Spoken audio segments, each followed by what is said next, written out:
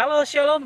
Ya, hari ini saya ingin sharing tentang salah satu kuasa Tuhan. Kalaupun vlog terakhir kemarin saya berbagi tentang bagaimana cara mendapatkan bahasa roh atau karunia bahasa roh. Semoga teman-teman yang sudah menontonnya boleh mempraktekkan hal tersebut supaya eh, hidup kita di dalam Tuhan bisa lebih maksimal. Nah, saat ini saya eh, mau sharing tentang namanya sebuah salah satu kuasa Tuhan, yaitu urapan Tuhan. Ya, apa itu urapan Tuhan? Nah, di sini saya ingin sharing karena banyak anak-anak Tuhan yang menurut saya uh, salah mengerti ataupun bahkan banyak yang tidak mengerti urapan itu apa gitu. Dan hari-hari ini kita banyak mendengar dengan anak-anak Tuhan bilang, wow, urapannya luar biasa, ibadahnya dengan urapan yang uh, ajaib dan lain sebagainya gitu.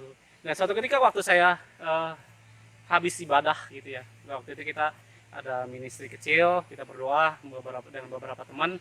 Dan waktu teman saya setelah selesai ibadah, teman saya menyampaikan kepada saya, wah, urapannya tadi luar biasa dan bla bla bla bla bla bla bla.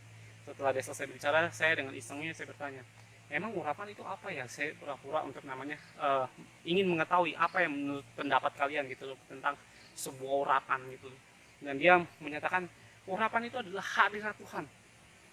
Saya bilang, terus ada yang bilang urapan itu ini itu ini itu. Dan banyak beberapa yang uh, ditanya begitu mikir dulu, dan setelah mikir sekian detik ataupun sekian menit dia menyampaikan sesuatu itu yang salah gitu loh ujungnya.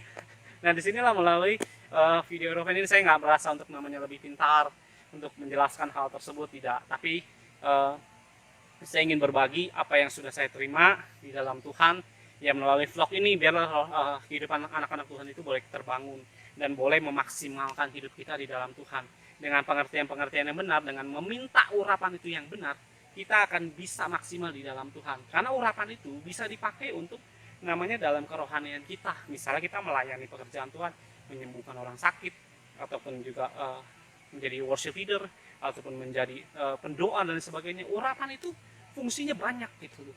Urapan itu luas, dan kita jangan berpikiran, oh, urapan itu cuma ini. Enggak. Nanti saya sedikit akan kupas ya mengenai urapan itu bisa apa aja gitu. Tapi saya tidak akan kupas terlalu banyak, saya akan kupas beberapa yang pernah saya alamin saja gitu. Jadi saya akan bersaksi dengan apa yang sudah Tuhan taruh di dalam hidup saya. Saya tidak akan bersaksi ataupun sharing dengan pikiran saya, dengan knowledge saya tidak akan bersharing dengan hal-hal seperti itu. Saya sharing dengan namanya apa yang Tuhan sudah membuat rema di dalam hidup saya, membuat mujizat di dalam hidup saya. Saya akan sharing hal-hal tersebut supaya kalian juga atau teman-teman boleh menerima berkat ini ya untuk di dalam kehidupan kalian, supaya hal-hal ini kalian belajar dan boleh terima impartasinya, dan kalian boleh namanya praktekkan itu di rumah masing-masing gitu, supaya kehidupan kita di dalam Tuhan itu bisa namanya lebih sungguh-sungguh lagi, namanya lebih sungguh-sungguh lagi mengenal Dia, dan lebih sungguh-sungguh lagi mengenal namanya salah satu karunia ini. Ya, hadirat Tuhan dengan urapan itu jelas hal yang berbeda. Hadirat Tuhan itu mengenai kedatangan Tuhan. Urapan itu suatu salah satu kuasa Tuhan. Ibaratnya itu kayak senjata Tuhan atau aksesorisnya Tuhan. Jadi hadirat dengan urapan itu jelas dua hal yang berbeda gitu. Hadirat itu pribadi Tuhan yang datang untuk melawat anak-anak Tuhan. Urapan ini fungsinya berbeda. Urapan itu kalau di dalam Alkitab apa ya, kayak sering kita dengar namanya Tuhan mengurapi Daud dengan minyak ya. Bentuk secara fisiknya bisa minyak, bisa namanya bisa minyak urapan atau minyak zaitun atau minyak apalah, dengan iman ya. Yang penting iman percayanya, bukan suatu jenis bendanya ya. Karena menurut saya kalau minyak urapannya mau asli sekalipun ya, wah, ini dari Israel bla bla bla bla bla, tapi kita nggak punya iman, semua itu jadi omong kosong, jadi tidak berfungsi dengan maksimal. Nah, disinilah yang harus kita minta gitu. Urapan itu gratis dan kita bisa terimanya dimanapun, kapanpun, di setiap langkah kita ataupun di dalam setiap kita lagi berkendaraan gitu. Urapan itu bisa datang. Nah, di saat saya lagi bikin vlog ini nih, saya merasakan sedikit urapan Tuhan turun atas hidup saya. Loh, urapan itu tidak bisa dilihat tapi bisa dirasakan. Nah, kalian harus namanya mengerti tentang hal tersebut gitu. Kalau kalian sudah hidup di dalam urapan Tuhan ya, kamu akan bisa maksimal di dalam pekerjaan-pekerjaan, baik di dalam setiap permasalahan hidup yang tadi saya katakan tadi di depan, bisa dalam pelayanan, bisa dalam pekerjaan, bisa di dalam setiap pergumulan permasalahan hidup kita dan lain sebagainya ya.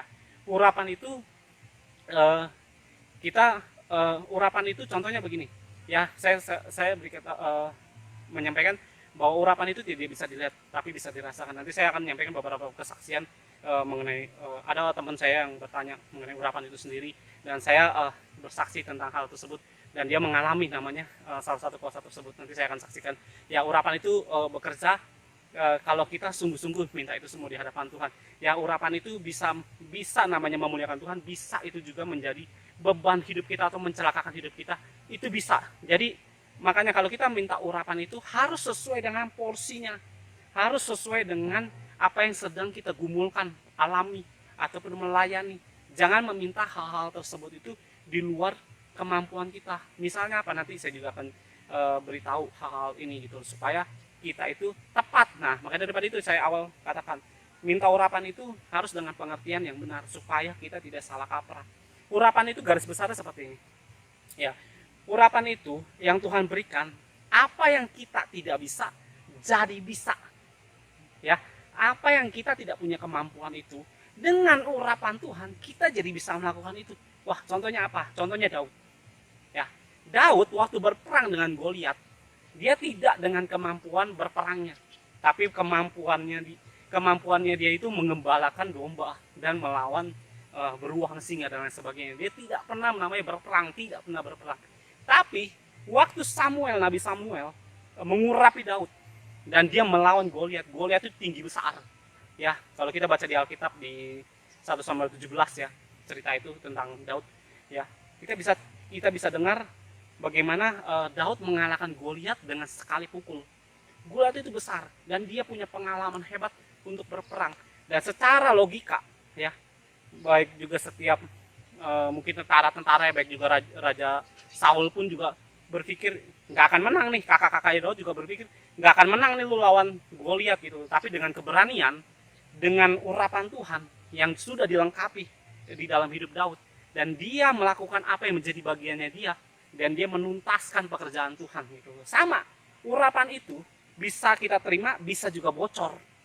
Jadi jangan berpikir urapan kita terima terus kita simpen, kita tidak gunakan apa-apa, tidak akan jadi apa-apa. Urapan itu harus dengan juga action. Sama kayak Daud, waktu dia diurapi, kalau dia tidak maju berperang, ya buat apa urapan itu? Dia akan jadi ya tertawaan aja gitu, ataupun jadi ya sudahlah gitu. Oh, lu diurapi, ya udahlah, lu udah diurapi udah, tapi kan nggak kelihatan hasilnya. Sama, urapan itu harus dengan action kita juga ya. Nah, jadi gini, jadi misalnya gini, urapan yang sering kita dengar ya, waktu beberapa hari yang lalu saya berdoa, Tuhan menjelaskan ini gitu, yang paling simpelnya. Pernah nggak kita sering dengar namanya waktu misalnya nih, saya pernah ngalamin sesuatu ini, suara saya ada seorang WL yang tidak bisa bernyanyi, dengan urapan Tuhan dia bisa bernyanyi dengan bagus, bukan main. Itulah urapan yang orang tadi tidak bisa bernyanyi tiba-tiba bisa bernyanyi. Nah, ada urapan yang dimana ya hamba Tuhan ini, saya beberapa kali saya temuin gitu ya, beberapa hamba Tuhan termasuk Bapak Ronli kami yaitu Yeremia Cembi, waktu itu ke Singapura. Dia tidak bisa bahasa Inggris, mungkin kedengarannya aneh, mungkin kedengarannya masa iya dan lain sebagainya. Tapi inilah yang dilakukan Tuhan. Waktu dia melayani pekerjaannya Tuhan di Singapura, dia khotbah, tiba-tiba dia bisa berbahasa Inggris dengan lancar dan fasih didengar gitu. Nah, itulah urapan Tuhan gitu loh. Jadi urapan Tuhan itu bisa kita minta gitu loh, dengan keperluan-keperluan yang bisa memuliakan Tuhan ataupun juga dalam pekerjaan Tuhan, tapi tidak untuk dipakai untuk disalahartikan atau disalahgunakan ya. Jadi urapan itu harus kudus ya. Jadi jangan menyimpang daripada hal-hal tersebut ya. Jadi kalau kita meminta urapan itu, bagaimana cara kita meminta urapan gitu di hadapan Tuhan, ataupun kita merasakan urapan Tuhan itu sendiri. Nah, saya ini mau bersaksi gitu ya.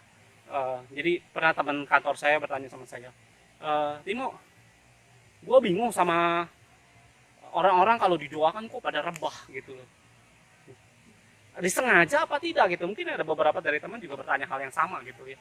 Terus saya bilang, itu bukan disengaja. Mungkin ada beberapa orang yang sengaja, saya bilang. Tapi kalau lu mau ngalami secara pribadi atau mengalami urapan Tuhan itu sendiri, saya bilang itu bisa lo alamin, saya bilang begitu. Terus gimana caranya supaya gue bisa mengalami namanya kuasa Tuhan itu gitu, atau urapan itu sendiri? Saya bilang gini, nanti kita ada ibadah, saya bilang, lu ikut ibadah kita gitu. Kebetulan waktu itu kita ibadah di Family Blessing di daerah Kartini, Jakarta juga, dia ikut bersama kami. Terus saya bilang, nah waktu nanti kan akhir ibadah itu kita didoakan, saya bilang gitu.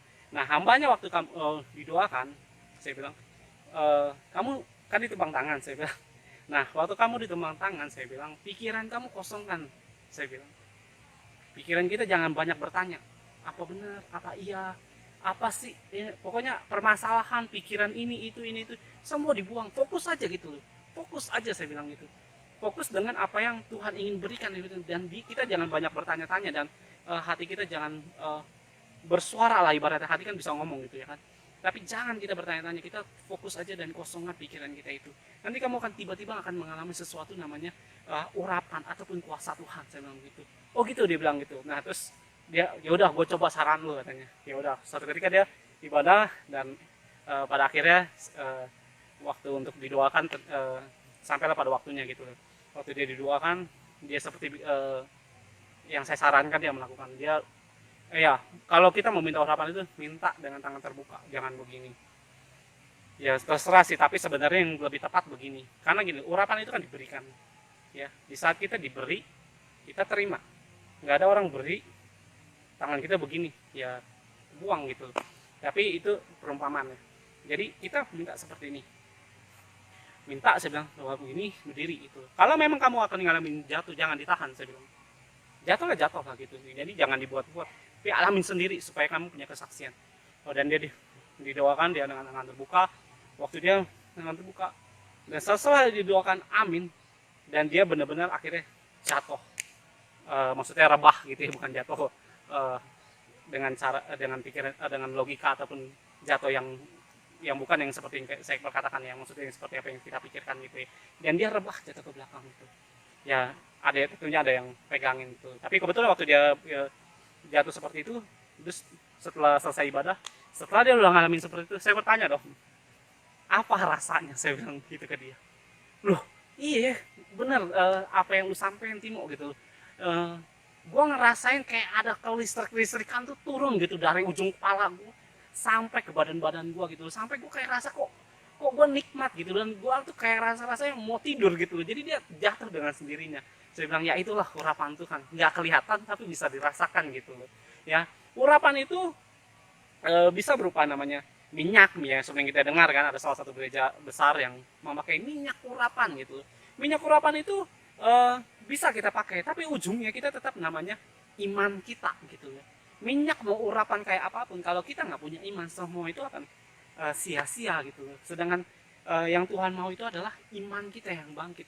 Karena saya sering gitu, saya bisa pakai namanya air, bisa namanya pakai minyak zaitun, minyak telon, atau apapun bentuk yang sebenarnya bukan minyak urapan asli gitu. Tapi itulah kasih karunia Tuhan. Tuhan tidak namanya harus pakai ini, enggak gitu. Tuhan itu memberi kita sedikit kebebasan gitu, tapi dengan yang tepat. Jangan kita diberi kebebasan dengan memanfaatkan hal-hal itu menjadi semau-maunya kita, enggak gitu. Kita berdoa dulu dan lain sebagainya gitu. Nah itulah salah satu urapan, dan saya pernah mengalami, saya akan bersaksi namanya urapan yang saya alami secara pribadi saya. Suatu hari saya masuk sebuah kantor perusahaan ya, dan saya dahulunya adalah bekerja di sebuah dulu saya punya toko, saya buka usaha sebelum saya mengenal Tuhan ya, waktu itu ya, sebelum saya terima Yesus. Dan akhirnya toko saya bangkrut. Waktu itu saya diproses Tuhan dan bla bla bla bla bla bla. Suatu hari saya setelah diproses Tuhan, saya berdoa begitu sama Tuhan, Tuhan, aku ingin kerja di kantor gitu loh. Saya melihat orang kantor kok enak gini, punya bayangan lah namanya, sudah sekian tahun kerja di toko gitu ataupun buka toko gitu loh. Dan saya mengingini menyalurkan keinginan saya kepada Tuhan gitu. Tuhan, aku ingin dong kerja di sebuah perusahaan gitu loh, supaya juga saya punya pengalaman di dalam sebuah perusahaan. Dan saya di saat saya diterima di sebuah perusahaan, akhirnya endingnya pada singkatnya ya, saya diterima sebuah perusahaan, saya melamar sebagai administrasi, dan saya tidak punya pengalaman apapun tentang namanya perusahaan, dari segi namanya tata cara pekerjaan kantor, nama-nama ataupun yang sering kita ucapkan di dalam perusahaan kayak SOP-nya, kayak namanya stoknya. Saya nggak ngerti semua hal-hal itu, dan saya buta, saya seperti kertas polos yang masuk dalam sebuah perusahaan, dan ya tanpa namanya punya knowledge ataupun pengetahuan sama sekali, dan saya dalam keadaan bodoh memberanikan diri untuk masuk ke sebuah perusahaan tersebut gitu. Dan saya interview, singkat cerita dari 6 orang atau 7 orang, saya lah yang dipilih. 7 orang itu saya yang kepilih ya. Akhirnya setelah saya terima, dan di sebuah perusahaan itu ada satu jabatan namanya kepala admin stok atau admin stok sendiri, kekurangan orang gitu. Nah, posisi ini adalah kursi panas, tidak ada yang tahan dengan pekerjaan itu sampai 3 bulan. 3 bulan itu maksimal. Jadi ada orang bekerja seminggu keluar, 2 minggu keluar, sebulan keluar, 2 bulan dipecat, 3 bulan dipecat. Jadi nggak ada yang memumpuni untuk di posisi itu gitu. Suatu ketika saya melamar admin, saya awalnya saya diposisikan di tempat itu gitu. Awal saya bekerja, ya saya jujur aja, saya bekerja melamar sebagai admin, saya juga pertama kali masuk tidak langsung di posisi admin, tapi saya kayak seperti OB ya, dalam tempo 1 atau 2 bulan saya lupa. Itu kejadiannya di 2012 ya, 8 tahun yang lalu saya ngelamar admin, tapi kerjaan saya bersih-bersihin berkas, ngelapin meja, ya persis kayak OB gitu. Tapi saya waktu itu saya tidak mengeluh gitu, saya cuma bilang sama Tuhan, waktu saya masuk itu saya dengan senang, dengan polosnya saya sukacita aja, apapun pekerjaan di tempat itu saya berasa, udah pokoknya gue udah masuk kantor, kayaknya gue pengen menikmati apa yang harus gue nikmati di dalam perusahaan itu. Nggak taunya gue kerja ya seperti itu gitu loh. Tapi gue nggak komplain hari itu, dan gue hanya berdoa gitu, Tuhan aku tahu rencanamu pasti yang terbaik di dalam hidupku gitu loh. Dan suatu ketika gitu loh, jadi masa kepala admin ini menjelang ke 3 bulannya dia resign karena pekerjaan ini bagi dia berat gitu loh. Karena pekerjaan ini kita masuk dari jam 9 pulang jam 6 sore, dan pekerjaan ini tidak pernah namanya pulang di bawah jam 7. Jam 7 setengah 8 itu udah paling cepet. Jam 7 itu udah paling cepet. Ya paling setengah 8, jam 7 setengah 8 itu baru pulang gitu. Ya.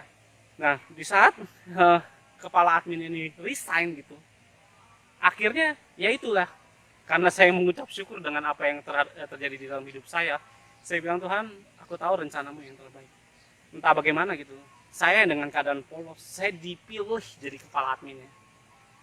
Waktu dia keluar itu saya baru mungkin 1 minggu belajar tentang stok, dan permasalahan di dalam stok itu banyak permasalahannya gitu, baik dari stoknya tidak balance ya, tidak match dengan fisik dengan di komputer, itu tidak sama gitu, dan adalah permasalahan-permasalahan di lapangannya bagaimana, dan saya harus membereskan itu gitu loh. Dan banyak lagi tentang namanya stok dari luar masuk ke Indonesia dan lain sebagainya. Dan saya mengurus semua stok di Jabodetabek gitu. Dan waktu saya dipilih itu, karena saya udah dengar dari senior saya mengalami sedikit ketakutan gitu loh, down gitu loh. Aduh, gimana saya bilang, yang pintar begini aja resign gitu loh, keluar, gimana gue nih gue bilang, dengan nggak ada pengalaman kebodohan ya yang ada pada saya gitu loh. Dan dia bekerja dengan menurut saya ya, senior saya waktu itu bekerja dengan menurut saya cukup rapih gitu loh, tapi dia sendiri akhirnya menyerah gitu loh. Dan setelah saya dipilih, saya bergumul sama Tuhan, apa ini yang kau rencanakan dalam hidupku gitu. Suatu ketika ya, singkat cerita, saya minta namanya urapan itu. Awal itu saya nggak ngerti tentang urapan, seperti saya tahu namanya urapan, tapi saya nggak tahu namanya persisnya urapan itu bekerjanya gimana apa. Saya tidak mengerti tentang hal itu gitu. Saya cuma tahu urapan Tuhan, udah itu aja tok gitu loh. Sampai di situ mengenai urapan itu hadir Tuhan atau apa itu, senjata ataupun aksesoris Tuhan ataupun kuasa Tuhan, saya nggak ngerti tentang hal-hal seperti itu, karena saya waktu itu baru setahun bertobat. Dan waktu saya sudah dipilih seperti itu ya, dengan kekhawatiran saya, akhirnya saya datang ke hadapan Tuhan. Setiap saya bangun pagi, saya mandi, saya bersihkan saya datang ke mesbah, saya berdoa sama istri saya berdua, saya tumpang tangan saya bilang, Tuhan, aku ini tidak mengerti, saya bilang, aku tidak mengerti tentang stok, administrasi, dan kau tahu segala kehidupanku yang tidak mengerti ini, aku ini goblok Tuhan, saya bilang begitu sama Tuhan. Saya merendahkan hidup saya di hadapan Tuhan, karena saya tahu firman Tuhan itu orang yang direndahkan dialah yang akan ditinggikan. Itu jangan meninggikan hati, karena dialah yang akan direndahkan. Dan di saat saya menumpang tangan, setiap hari saya tumpang tangan, Tuhan, aku minta urapanmu. Aku cuma tahu satu hal, Tuhan, bahwa urapanmu itu yang membuat yang tidak bisa menjadi bisa, ya Tuhan. Saya cuma tumpang tangan setiap pagi seperti itu. Selama saya berdoa kepada Tuhan, Tuhan ajari aku, saya bilang begitu sama Tuhan. Entah ya, waktu saya berdoa seperti itu apa langsung berubah, ya enggak sesimpel yang kita kira. Di dalam Tuhan itu semua namanya ada proses. Tuhan tidak mengingini segala sesuatu itu yang instan. Tuhan itu mengingini segala sesuatu kamu harus alami, namanya sebuah proses. Seperti Yusuf. Yusuf tidak akan menjadi orang kedua di Firaun, di Mesir tanpa proses 13 tahun. Dia harus mungkin dihina, difitnah, dikucilkan dan sebagainya. Itu adalah proses yang Tuhan inginkan di dalam hidup Yusuf, supaya di saat dia naik ke atas, dia tahu rasanya yang di bawah itu seperti apa. Dan itulah yang diinginkan hati Tuhan kepada kita. Dan di saat saya menumpang tangan setiap hari, tidak berlangsung lama, 3 atau 4 hari atau seminggu paling lama, saya lupa waktu itu, saya bisa menguasai stok itu dengan herannya. Saya juga nggak ngerti, saya bisa menguasai itu, dan herannya saya bisa menyelesaikan tugas itu pukul 5. Orang sampai bertanya-tanya sama saya, kok lu bisa ngerjain ini kan banyak orang yang hands up gitu loh. Saya bilang nggak tahu, saya bilang, tapi saya cuma merasa Tuhan tuh ngajari saya, ini kamu lakukan, ini kamu lakukan, itu kamu kerjain ini, kamu cek ke lapangan ini, kamu turun untuk lihat ini. Saya cuma hanya melakukan tuntunan apa yang Tuhan tuntun di dalam hidup saya, dan saya bisa melakukan itu semua beres dalam tempo 1 bulan. Permasalahan yang berat itu semuanya tiba-tiba clear, dan pukul 5 saya bisa pulang, bisa selesai. Jadi ada waktu 1 jam saya untuk namanya beristirahat sebenarnya, tapi karena namanya kerja dilihat orang kan nggak enak, jadi saya pura-pura lah namanya ngapain lah, menyibukkan diri gitu loh supaya tidak kelihatan. Jadi jam 6 saya udah bisa jauh gitu, bisa namanya pergi. Nah, itulah kuasa Tuhan yang saya tidak bisa dan saya tidak mengerti, bahkan saya tidak mengetahui hal ini dan itu, tapi Tuhan curahin urapan itu sehingga kita bisa melakukan hal-hal itu. Simpel lagi nih loh, urapan itu kayak misalnya WL gitu, Tuhan aku minta urapan kuasamu Tuhan agar turun dan melawat Tuhan. Urapan itu bisa menyembuhkan orang, ya. Fungsi daripada urapan itu banyak, ya. Urapan itu bisa untuk pekerjaan seperti saya katakan tadi di depan. Urapan itu misalnya gini, kita bikin kue, ya.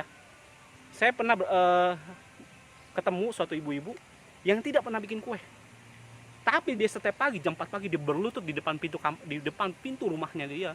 Waktu itu kan ada pagar, dan ini depan pintu rumahnya dia. Jadi dia berlutut di depan pintu rumah, gerbang rumahnya dia. Dia berlutut, dia angkat tangan, Tuhan, aku nggak mengerti bikin kue, tapi aku mau Tuhan urapanmu turun. Dia bilang seperti itu. Ibu ini tidak mengerti tentang urapan, tapi dia berkatakan itu. Dia bilang, Tuhan urapi aku Tuhan. Entah kalian mau percaya atau tidak, kuenya yang dia buat itu enak bukan main gitu. Nah, itulah urapan. Urapan itu bisa untuk namanya memberkati kita buat pelayanan, untuk namanya dalam kerohanian seperti saya perkatakan, bisa untuk dalam setiap permasalahan pekerjaan yang saya alami. Dan saya pernah, nah ini satu kesaksian lagi yang tidak pernah saya lupakan.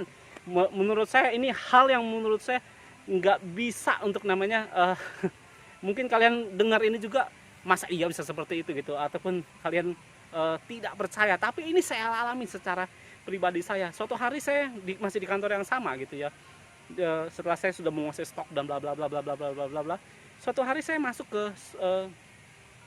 ruang meeting gitu, dan bos saya mau sharing tentang stok gitu loh, mau sharing tentang namanya memanage stok di daerah-daerah ataupun cabang-cabang yang lain gitu.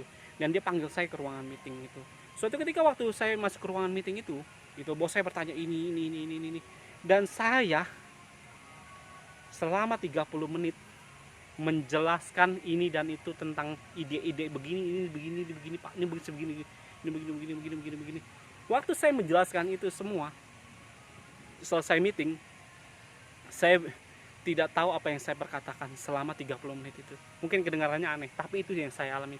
Saya sampai keluar dari ruangan meeting itu, saya sampai namanya langsung duduk ke ruangan saya langsung ambil kertas, saya ambil pulpen, saya tanya, Roh Kudus, saya tadi ngomong apa aja Tuhan tolong saya, nanti ditanya kembali, saya tidak ngerti ini dan itunya. Akhirnya Roh Kudus kasih tahu saya, ini kamu tadi ngomong ini, saya catat ulang semuanya, seperti apa yang Roh Kudus sudah ajarkan ataupun Roh Kudus sudah tuntun di dalam hidup saya. Saya sampai bingung, selama 30 menit itu saya menyampaikan pesan-pesan atau ide-ide tentang permasalahan stok itu. Dan sampai bos saya bilang, kok bisa kamu berpikir seperti itu? Kok bisa kamu punya ide kayak begini? Kok saya nggak kepikiran sampai ke titik ini gitu loh.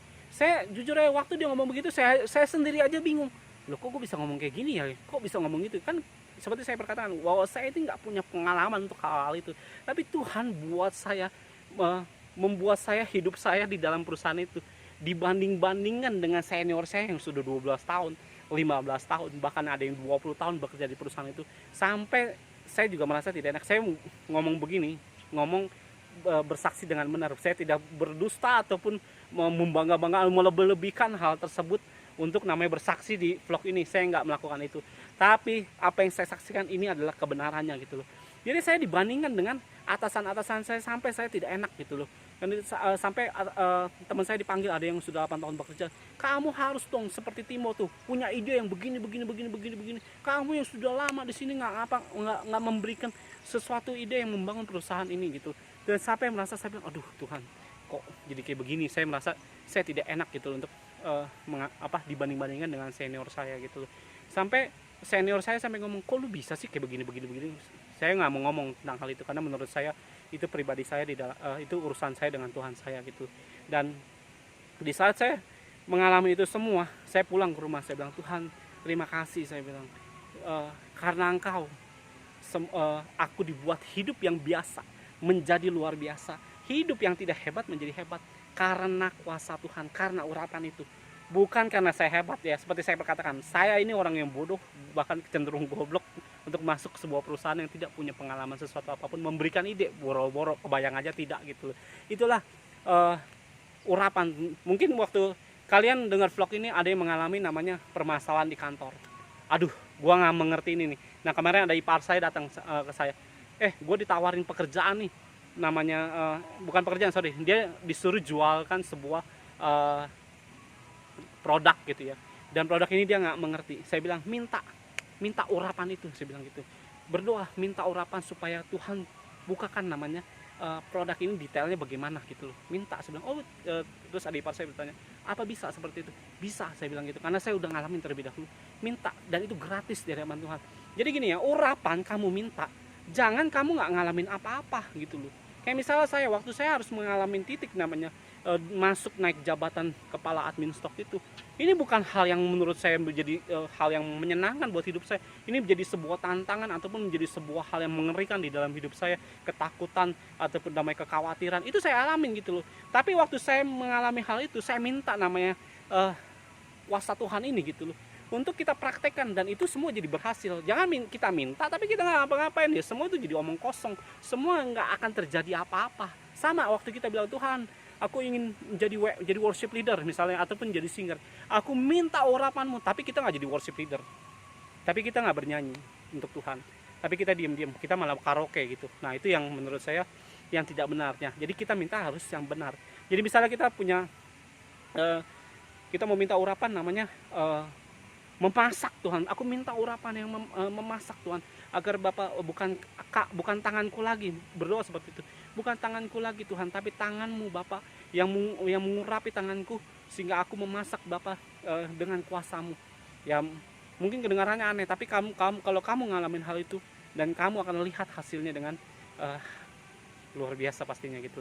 Dan waktu orang itu memasak gitu ya dengan urapan Tuhan, dia akan masak dengan hal yang berbeda gitu ya. Jadi waktu kita minta urapan ini, jangan kita nggak melakukan sesuatu apapun. Ini yang saya ingin sampaikan. Banyak orang minta urapan, Tuhan urapi aku Tuhan, tapi nggak pernah menginjil ya. Contoh begini, saat ini kan sedang corona nih, misalnya, Tuhan aku minta namanya urapan kesembuhan, ya Tuhan sih kasih aja, cuma lu sanggup nggak untuk namanya menerima beban-beban yang harus gue berikan nih gitu loh, supaya urapan itu berfungsi. Seperti saya katakan, urapan itu bisa diaktifkan, bisa dinonaktifkan, atau urapan itu bisa kita simpan, bisa bocor.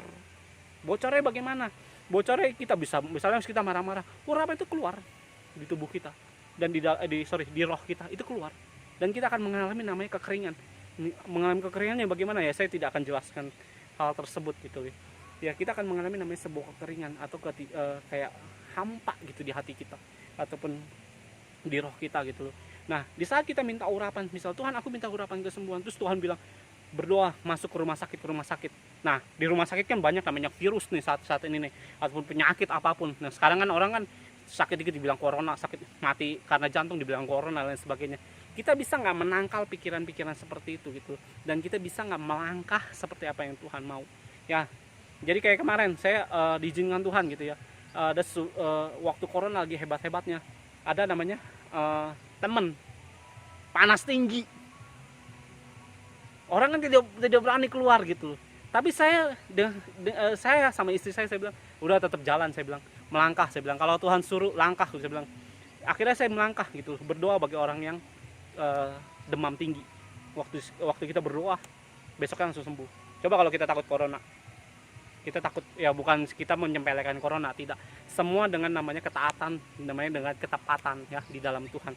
Ya kalau kalian tidak punya iman, Tuhan juga tidak akan namanya memberikan tugas tersebut gitu. Tapi Tuhan bisa memberikan tugas itu, dan kamu mau melakukannya apa enggak itu juga tergantung kita gitu loh. Dan itu juga Tuhan biasanya memberi, sebenarnya waktu Tuhan memberi tugas itu biasanya Tuhan punya pertimbangan orang ini sebenarnya sanggup ya, tapi kita merasa aduh takut ini takut itu, jadi kita menyia-nyiakan segala pekerjaan Tuhan juga.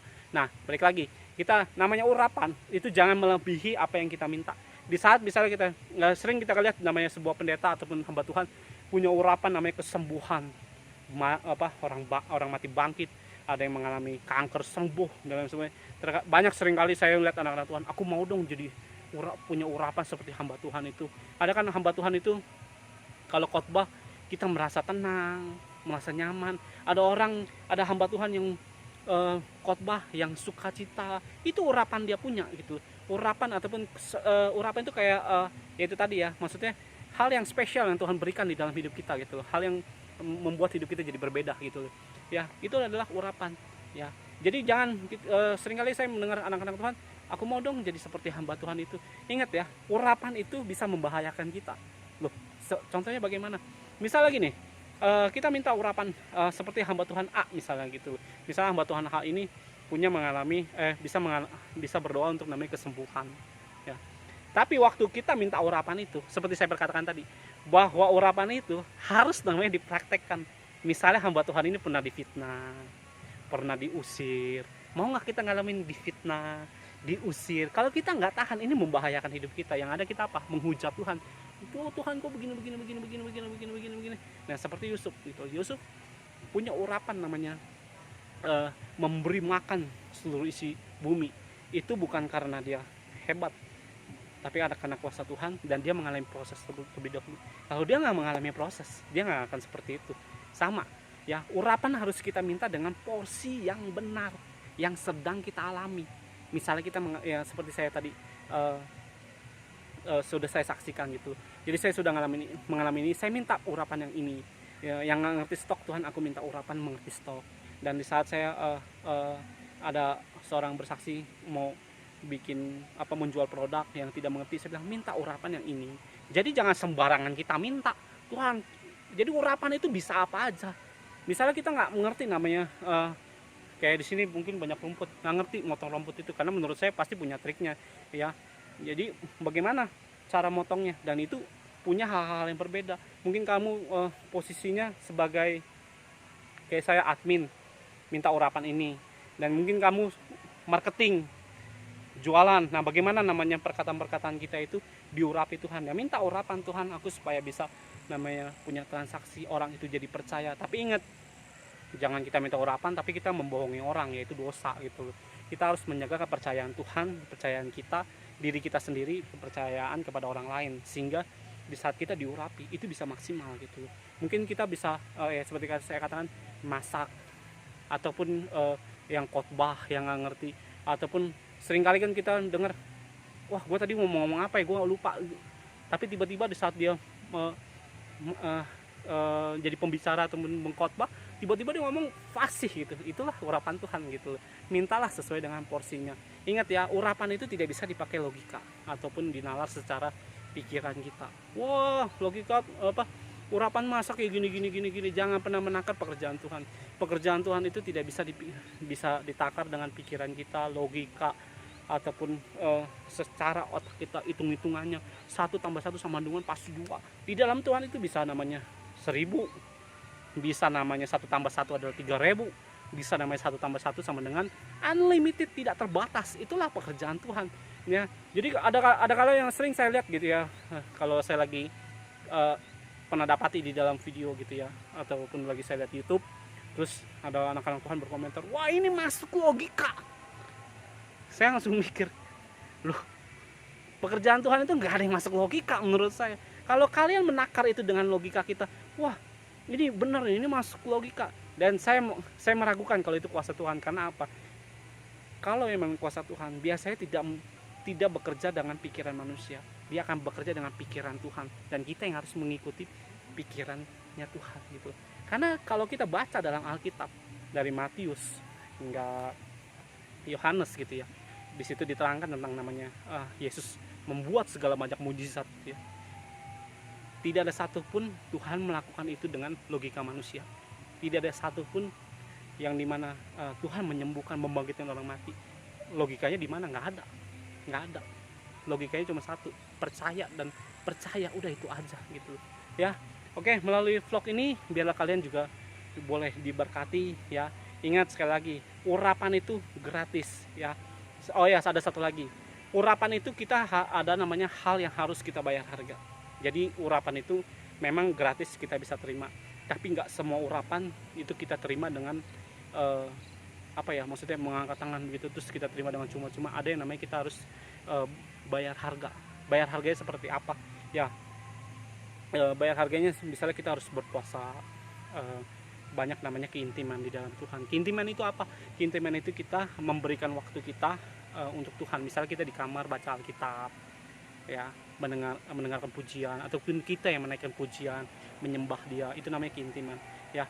Ada yang dengan cara seperti itu baru urapan itu turun buat kita gitu. Tapi ingat, Tuhan tidak akan memberikan urapan itu kalau kita bukan bagiannya ya. Ingat ya, misalnya kita urapannya, misalnya kita lagi hidup di dalam, kayak saya admin stok, harus mengerjakan stok, terus kita minta urapannya jago masak yang nyambung gitu loh. Jadi mintalah yang tepat, mintalah sesuai dengan porsinya, mintalah sesuai dengan apa yang kita perlukan. Jangan melebihi, jangan juga mengurangi. Karena kita tahu Tuhan itu memberikan semuanya itu porsinya pada yang pas sebenarnya. Tinggal kita minta dengan yang benar. Urapan itu gratis, sekali lagi ya, minta sama Tuhan. Karena di saat kita diperlengkapi, kita bisa maju untuk melawan, ataupun kita bisa maju untuk melakukan segala pekerjaan Tuhan, pekerjaan secara jasmani kita, maupun juga dalam setiap pergumulan kita bisa diperlengkapi dengan senjata itu. Oke, sampai di sini aja vlog tentang urapan. Kalaupun kalian ada yang mau ingin bertanya, saya ngalamin ini, ya saya tahu vlog ini juga tidak sempurna. Ya kalau kalian yang punya pengalaman pribadi dalam setiap urapan Tuhan, ya boleh sharing di komentar ya, saling kita memberkati. Saya bikin vlog ini bukan untuk mengajari, bukan untuk namanya menerangkan bahwa saya lebih pintar daripada kalian, tidak. Saya hanya sharing apa yang saya terima, saya berbagi kepada saudara, supaya kalian juga yang tidak mungkin yang tidak punya pengalaman jadi tahu, oh bisa begini, coba apa yang saya perkatakan ataupun yang saya saksikan, kok dia bisa begini, saya pasti juga bisa melakukan hal yang sama, karena kita punya Tuhan Yesus yang sama gitu. Dan di saat mungkin ada vlog yang penjelasan saya kurang jelas, kalian bisa sharing ya, bagi ke teman-teman kalian, sehingga teman-teman kalian juga bukan hanya sekedar menjadi penonton, tapi menjadi pelaku dan mengalami kuasa Tuhan, supaya kita juga jadi berkat bagi banyak orang ya. Sampai di sini aja vlog ini. Kita ada namanya Family Blessing Jakarta ya.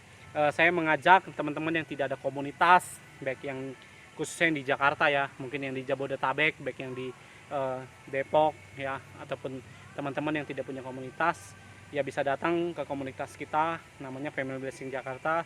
Dan Family Blessing ini ada di beberapa kota, ada yang di Jogja, ada yang di Semarang, ada yang di Purwokerto, ada yang di Bali, ada yang di Surabaya, Malang, Batam, Palembang, dan Kalimantan ya, Samarinda ya Samarinda, baik yang di Jakarta. Saya sama istri dipercaya sama Tuhan untuk mengelola yang di Jakarta.